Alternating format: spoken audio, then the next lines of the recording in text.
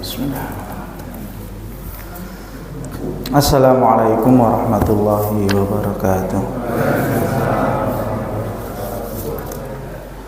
Innal hamdalillah nahmaduhu wa nasta'inuhu wa nastaghfiruh wa na'udzu billahi min shururi anfusina wa min sayyiati a'malina. May yahdihillahu fala mudilla lahu wa may yudlilhu fala hadiya lahu. Asyhadu an la ilaha illallah wahdahu la syarikalah wa asyhadu anna Muhammadan abduhu wa rasuluh la nabiyya wa la rasula ba'dah. Amma ba'du, jamaah rahimakumullah. Alhamdulillah wonten dalu menika kita tasih pinaringan nikmat sehat wal afiyah, nikmatul iman wal Islam, sehingga kita saged nindakaken salat Isya kanthi berjamaah dan ugi saged derek pengawasan kajian rutin setiap Rabu malam, setiap Selasa malam Rabu. Mugi ibadah salat ingkang sampun kita tindakaken lan aktivitas ingkang tesih kita tindakaken menika diridhoi dening Allah Subhanahu wa taala. Shalawat ugi salam kunjuk dumateng Nabi Muhammad sallallahu alaihi wasallam, dumateng para keluarga, sahabat, tabi'in, tabi'ut tabi'in, sumrambah dumateng umatipun lan mugi benjang wonten yaumil akhir kita sedaya pikantuk syafaatipun Rasulullah sallallahu alaihi wasallam. Bapak Ibu rahimakumullah, kita lajengaken pembahasan saking kitab Riyadhus Shalihin, masih bahas bab niat, masuk pada hadis yang kedua.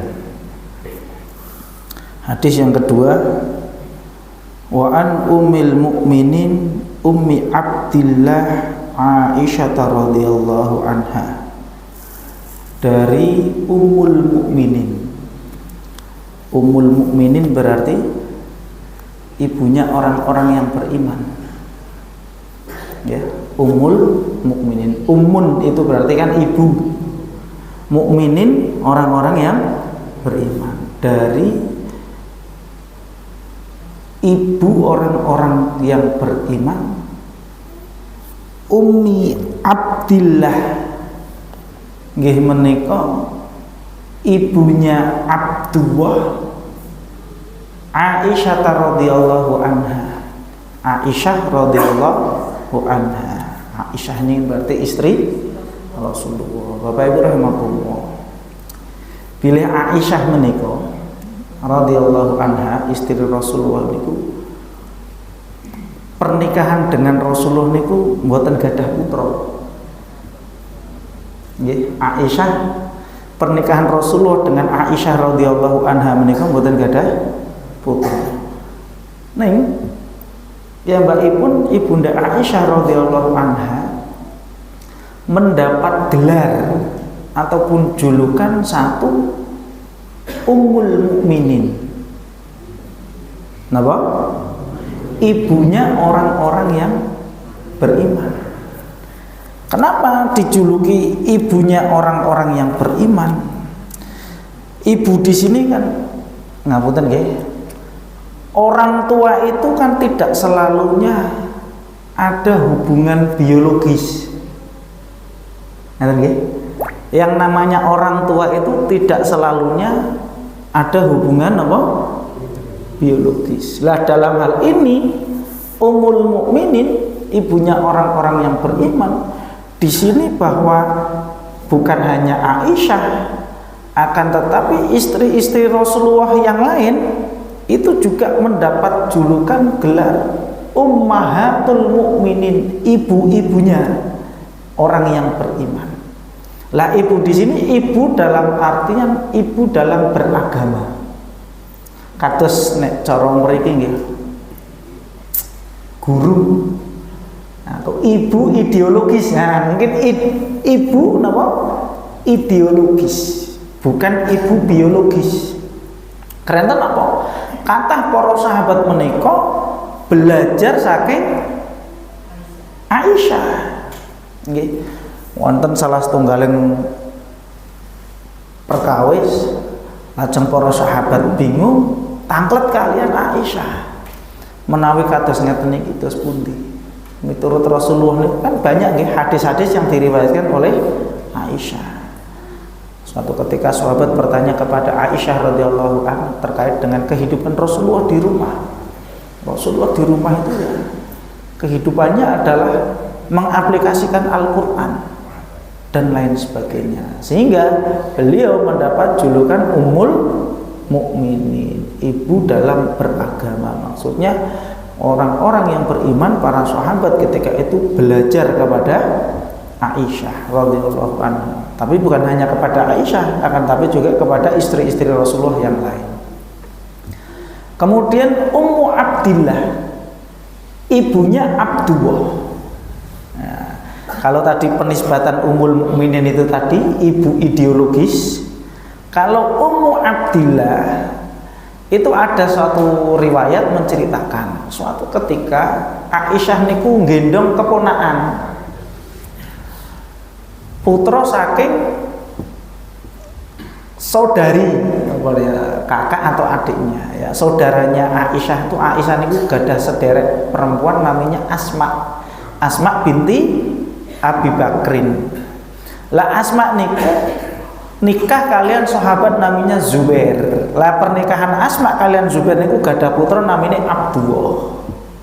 Lah suatu ketika Abdullah niku lahir masih kecil, digendong sama Aisyah, berarti bibitnya. Ini berarti Abdullah niku keponakan. Digendong sama Aisyah, dibawa ke Rasulullah, kemudian oleh Rasulullah ditahnik. Besok nggih ditahnik nih. Ditahnik niku apa nek dalam kitabnya Ibnul Qayyim itu ada namanya tahnik ya, Tuhfatul Maulud niku kurma dikunyah. Gitu nggih, kurma dikunyah sampai halus kemudian dimasukkan ke dalam mulutnya si bayi. Ya, sambil dibersihkan mulutnya ini. Lah itu namanya tahnik. Lah Abdullah ini digendong sama Aisyah radhiyallahu anha ya kepada Rasulullah kemudian ditarik. Lah sejak itulah Aisyah mendapat julukan, mendapat gelar Ummu Abdillah, ibunya Abdullah. Abdullah sinten? Abdullah bin Zubair. Niku jane keponakane. Padahal sekali lagi Aisyah sendiri niku mboten gadah boten putra, mboten gadah anak. Nah, ini terkait dengan Aisyah radhiyallahu anha. Qalat Aisyah radhiyallahu anha, beliau berkata, qala Rasulullah sallallahu alaihi wasallam. Rasulullah sallallahu alaihi wasallam beliau bersabda, Yahzu jaisun al-Ka'bata. Ada pasukan yang akan menyerang Ka'bah. Ini ya, pasukan akan menyerang Ka'bah. Fa idza kanu bi baita'a minal ardi yukshafu bi awwalihim wa akhirihim. Ketika pasukan tadi sampai di suatu tempat yang luas, yukshafu bi awwalihim wa akhirihim, semuanya ditenggelamkan. Ya, semuanya ditenggelamkan.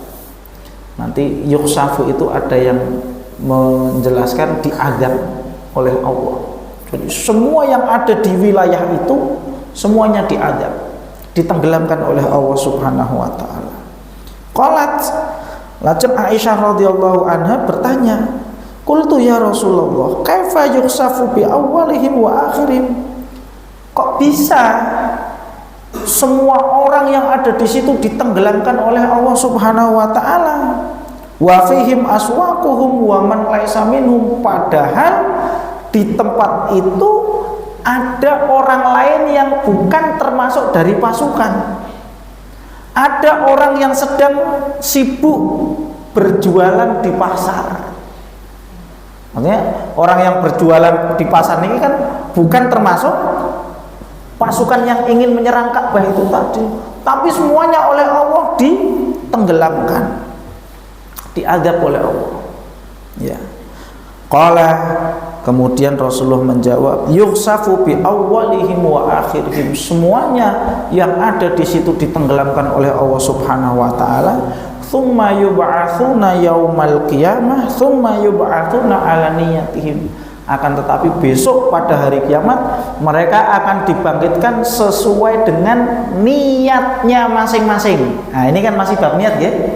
Jadi ketika itu ada pasukan ingin menyerang Ka'bah, mampir ya, mungkin bahasanya ya mampir di situ ya, singgah di satu tempat, kemudian di situ semuanya dibinasakan.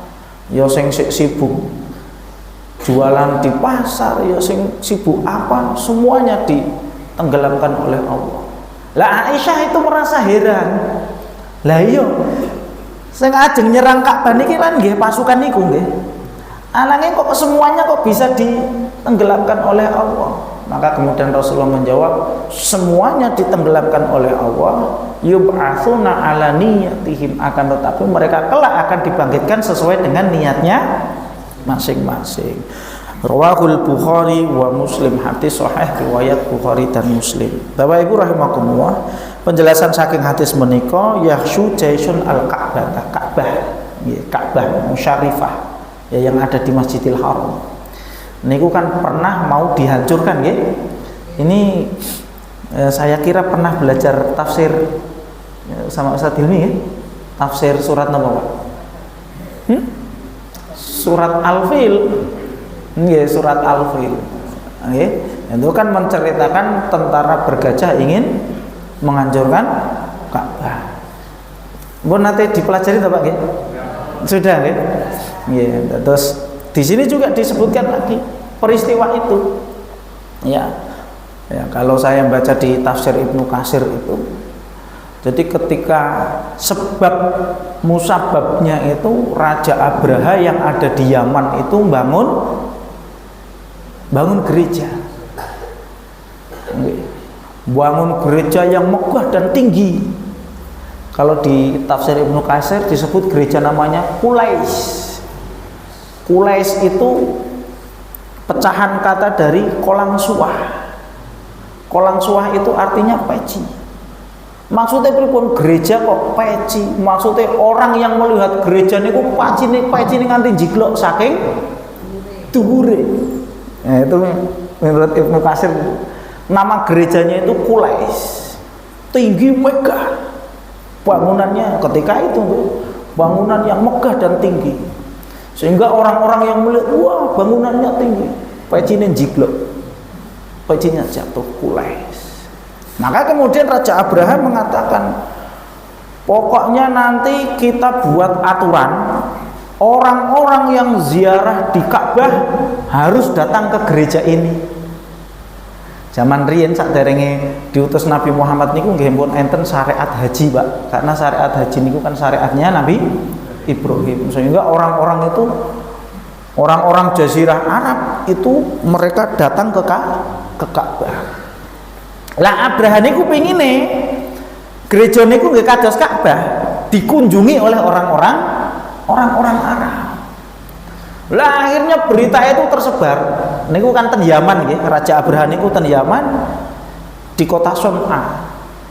Maka ketika terdengar berita itu, orang-orang Quraisy, karena orang Quraisy ini yang ada di Mekah, marah. Lah iki arep gawe tandingan ceritane. Anjing damel apa? Tandingan. Akhirnya ada pemuda datang ke Yaman, kemudian gerejanya dirusak. Gerejanya dirusak. Ada yang mengatakan gerejanya dibakar. Ya, ada juga riwayat mengatakan gerejane temboknya di keiletong. Raja Abraha marah, digoleki siapa ini pelakunya. Ternyata selidik punya selidik, pelakunya adalah orang pemuda orang Quraisy. Akhirnya Raja Abraha siapkan pasukan, kita hancurkan Ka'bah dengan membawa, ada yang mengatakan 8 ekor gajah yang besar-besar, ada yang mengatakan 12 ekor gajah. Ibnu Katsir disebutkan dalam kitab tafsir namanya gajahnya adalah Mahmud, nama gajahnya itu gede-gede. Kula mbayangke nek jaman sakniki mbok pilih bulldozer, Pak.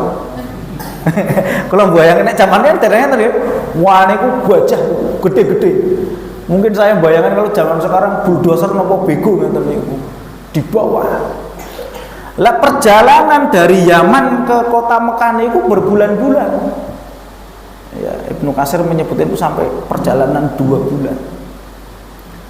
Lah sebelum sampai masuk kota Ka'bah, singgah di satu tempat.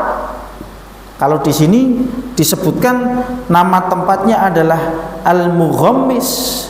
Ya, nama tempatnya itu Mughammis. Di situ Raja Abraha singgah. Kemudian di situ juga ada orang-orang sedang menggembalakan hewan ternaknya. Hewan ternak itu semuanya dirampas. Lah termasuk hewan ternak yang dirampas itu miliknya Abdul Muthalib, kakeknya Rasulullah. Saya kok lupa ya, kambing nopo onta nggih. Itu onta nggih. Onta jumlahnya 200. Nah, wong biyen sugih-sugih Pak nggih. Gadah onta niku jumlahnya pinten? Paling atus niku disita. Nggih, kalian Raja Abraha. Kemudian Raja Abraha mengutus seseorang untuk memberitahu, digoleki siapa yang bertanggung jawab untuk bangunan Ka'bah. Nek bahasa kula mbayangke sakniki mungkin juru kuncine Ka'bah sapa? An itu digoleki juru kuncine Ka'bah sapa? Nah, juru kuncine Ka'bah nggih tidak lain adalah kakeknya Rasulullah, Abdul Muthalib. Lah gandeng ontone Abdul Muthalib sing cacahe 200 niku nggih disita. Nggih. Diminta juru kuncine untuk menghadap Raja Abraha. Datang Abdul Muthalib datang. Ketika Abdul Muthalib itu datang, Raja Abraha itu melihatnya itu Masya Allah nggih. Dengan penuh kewibawaan. Wah, iki Abdul Muthalib ini orangnya penuh dengan wibawa. Nah, ketika menghadap Raja Abraha mengatakan, aku hendak menghancurkan Ka'bah.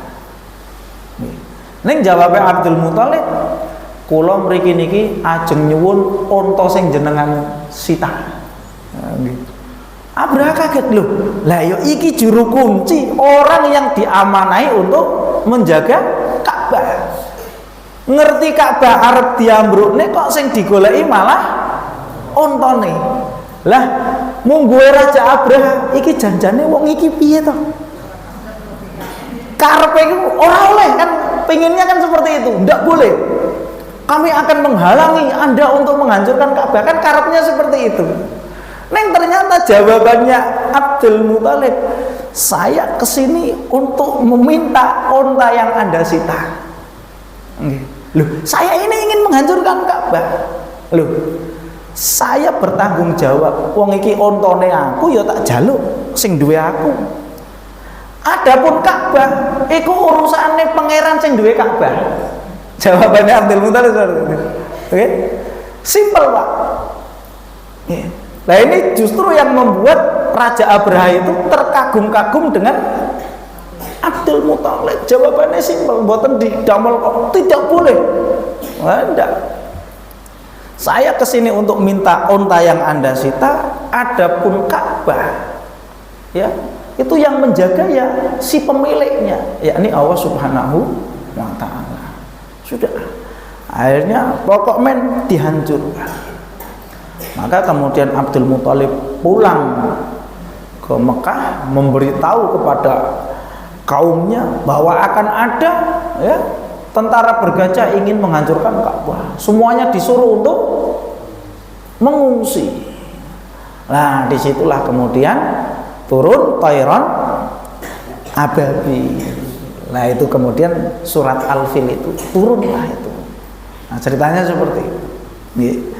Itu mungkin atau ada versi yang lain ya, karena saya bacanya di kitab tafsir Ibnu Katsir surat Al-Fil itu kurang lebih kisahnya seperti itu. Jadi lah di sini disebutkan juga kisahnya seperti itu.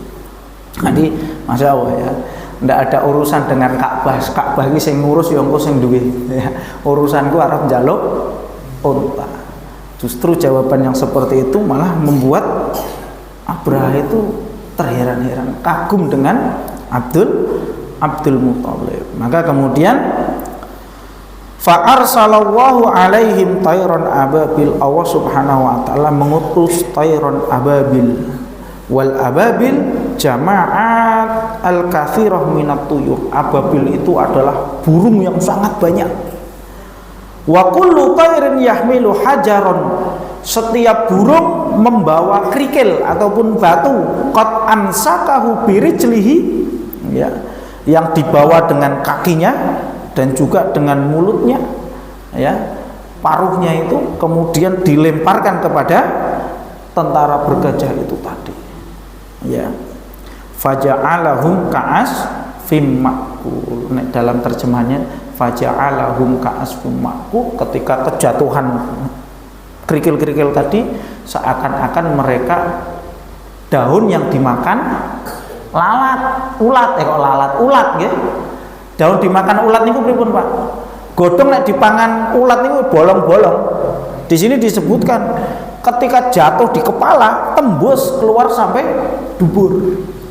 Ketiban watu niku, Pak. Itu jatuh kepalanya, di sini disebutkan yadribuhu min hamatihi hatta yakhruja ila duburihi.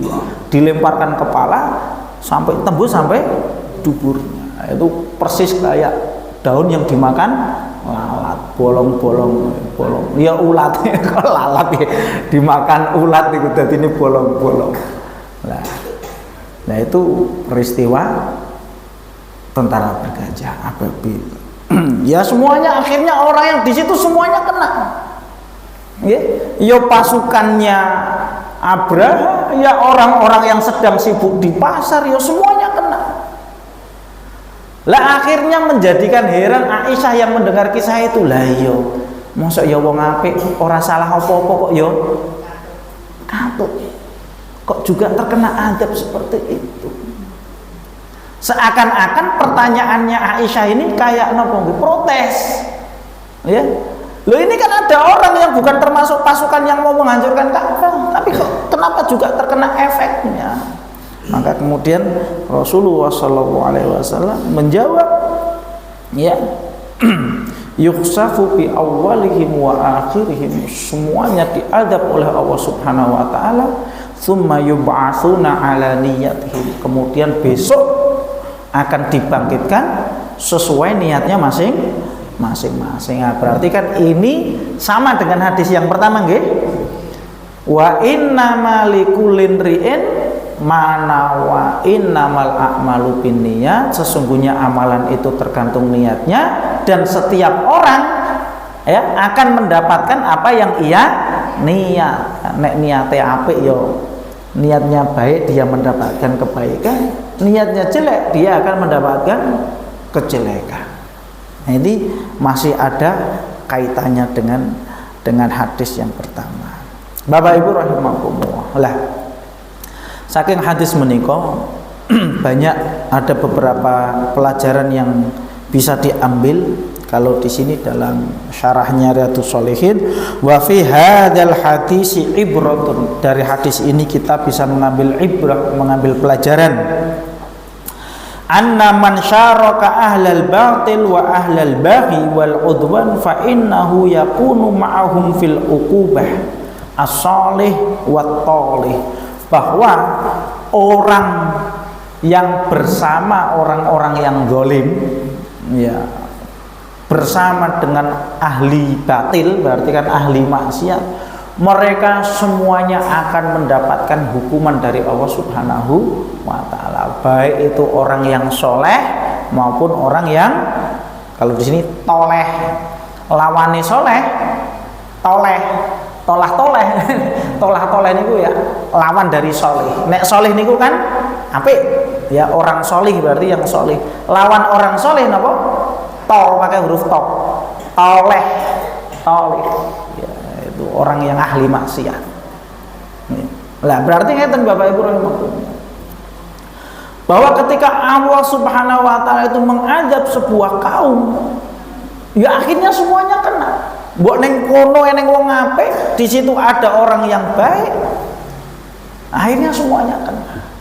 Maka seyogianya hendaklah seseorang itu tidak berkumpul dengan ahli maksiat.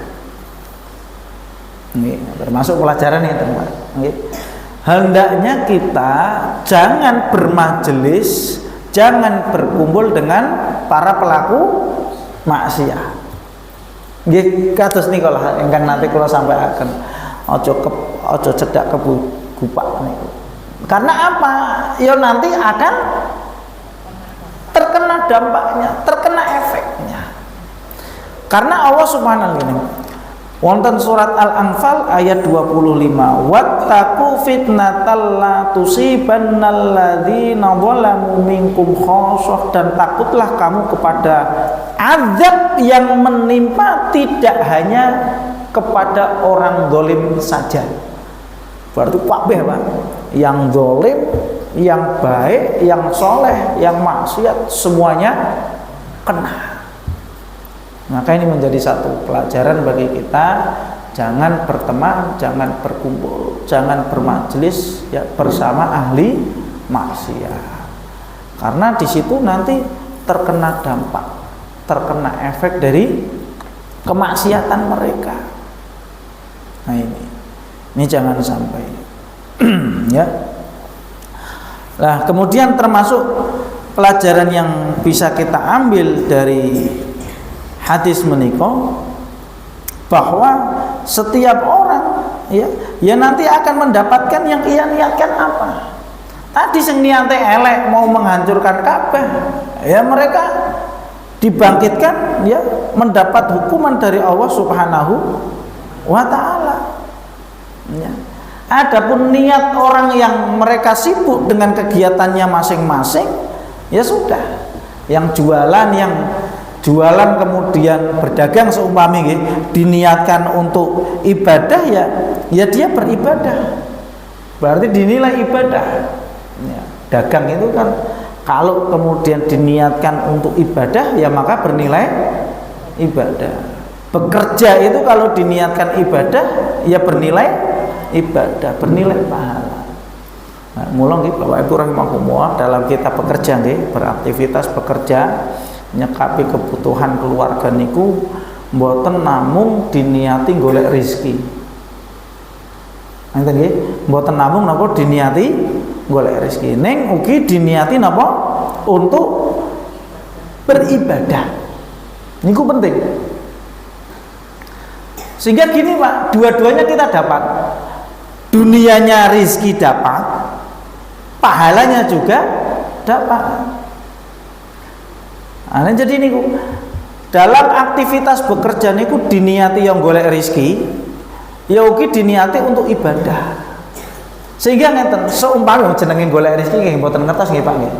Kayak wis nyambut gawe kesel. Tibae ora entuk apa-apa.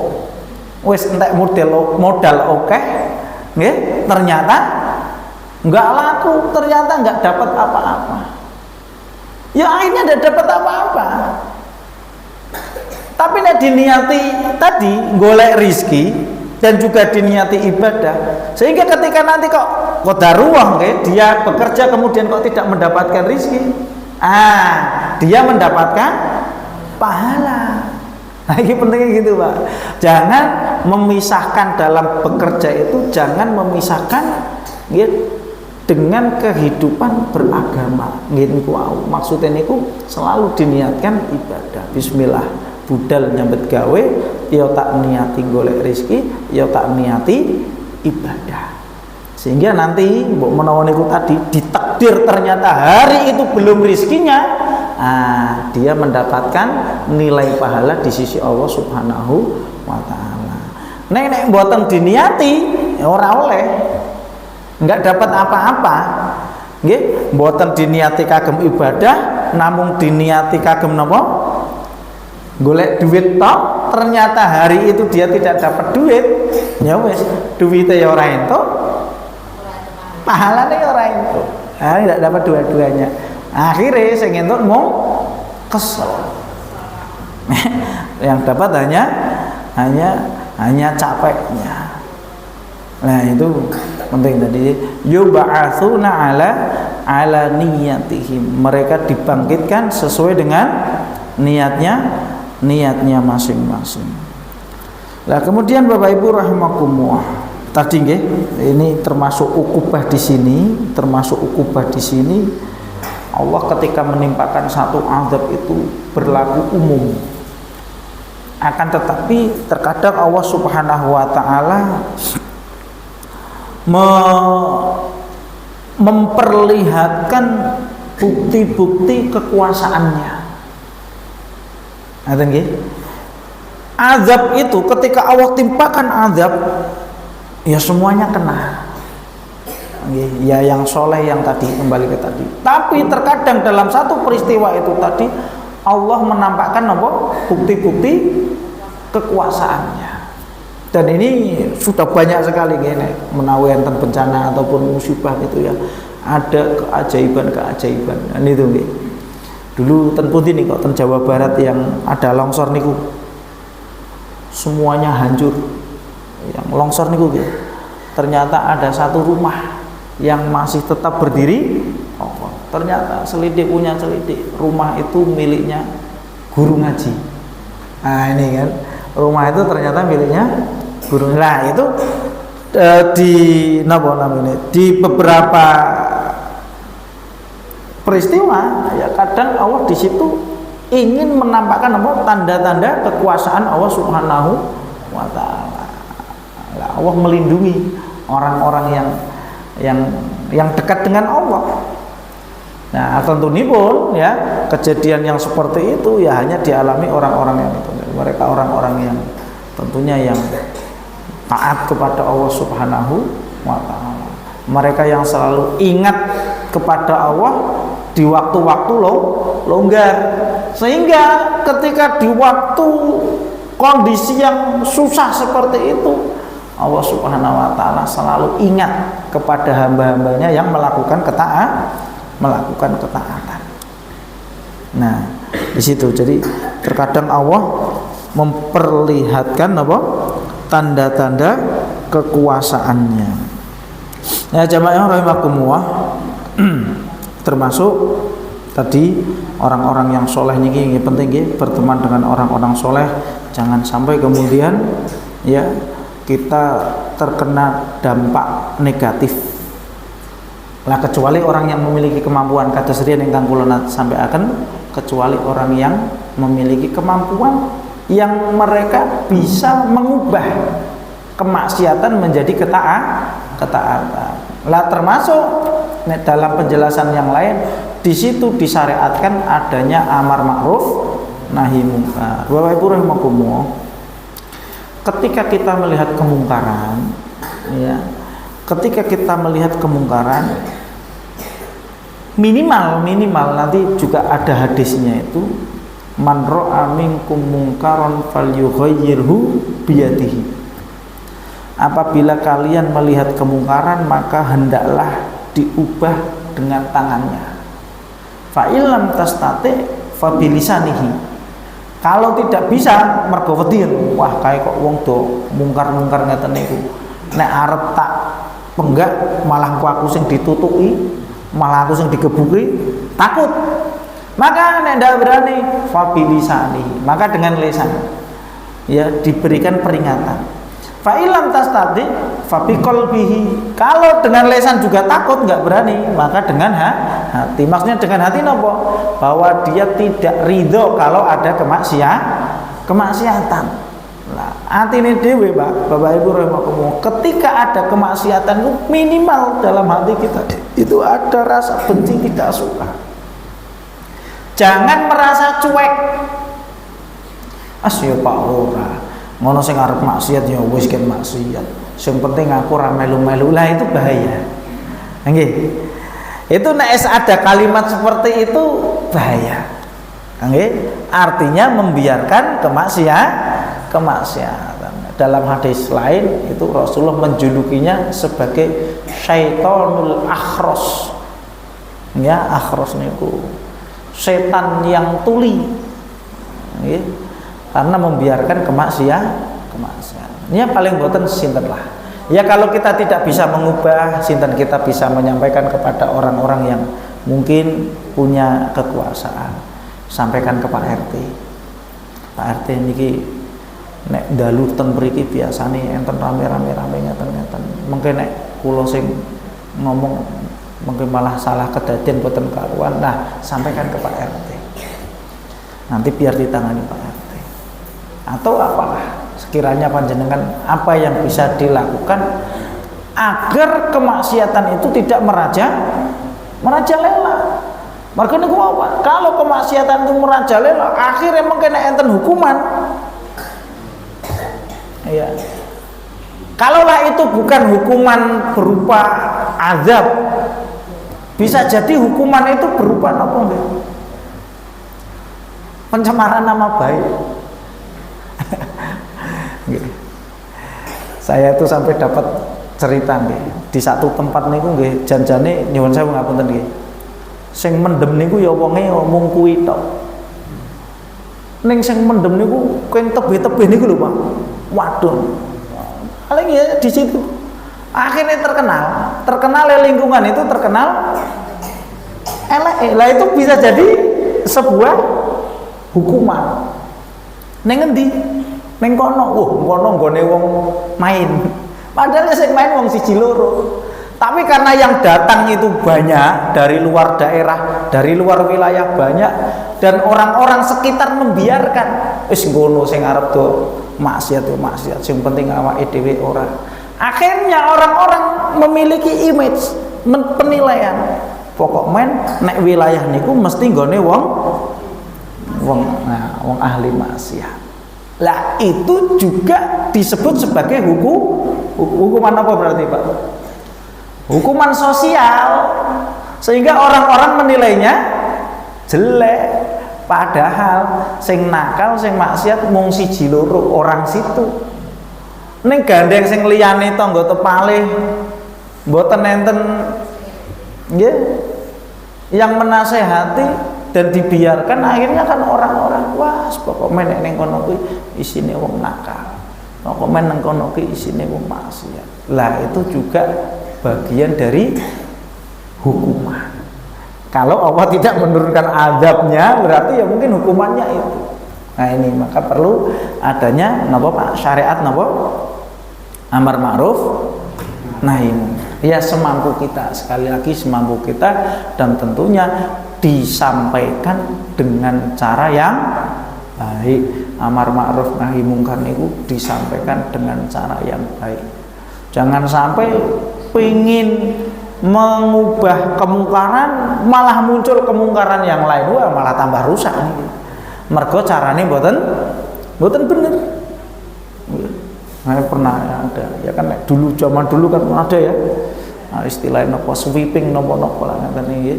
Nek eneng wong do main eneng do ngombe gruduk pentungi barang-barang dihancur malah ngerusak. Nah ini mengubah jasa pengorbanan, mengubah kemungkaran dengan kemungkaran ataupun madharat yang lebih besar. Lah ini jangan sampai. Maka dengan cara yang baik, ya mungkin tegurannya kalau bisa ditegur dengan baik, ditegur dengan baik. Kalau tidak berani ya monggo disampaikan kepada siapa ya yang memiliki kekuasaan di situ, biar nanti dinasehati. Lah ini dalam rangka untuk kebaikan bersama. Terus niku penting sekali, Pak. Jangan sampai kemudian kemaksiatan itu dibiarkan.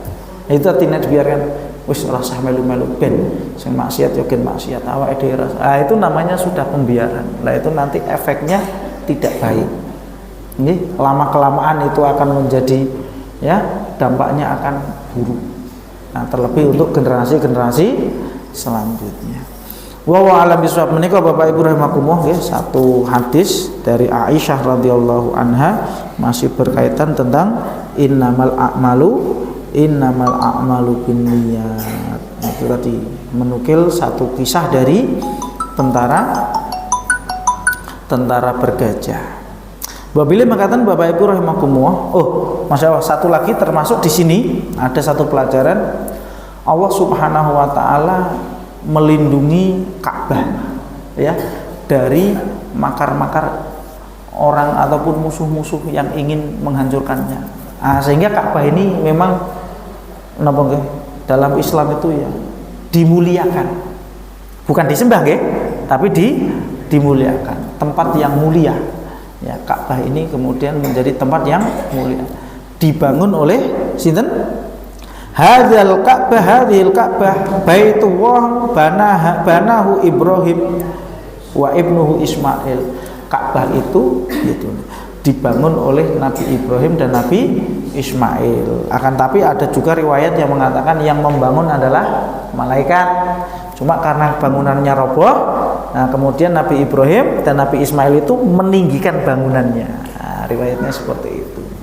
Ya, sehingga ini menjadi memang dimuliakan dalam Islam, dan ini menjadi kiblatnya umat Islam. Allah Subhanahu wa taala menjaga dari orang-orang yang ingin merusaknya. Wabila mengatakan Bapak Ibu rahimakumullah, penjelasan saking hadis ya, hadisnya tidak panjang ya, memang pendek dan juga penjelasannya pendek, dan insya Allah nanti akan kita lanjutkan hadis-hadis berikutnya.